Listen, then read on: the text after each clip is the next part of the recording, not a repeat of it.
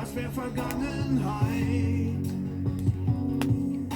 Doch alles bleibt so wie es immer war. Sag, wo führt das hin? Letzte Lautstärke 10. Schreib heute zum letzten Mal mit großem Stolz.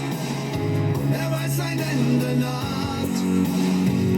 Der Adler schweigt und das für alle Zeit.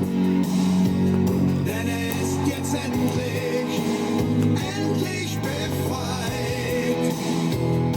Hörst du den Donner? Ein Adler fliegt heim. Er wird dort landen.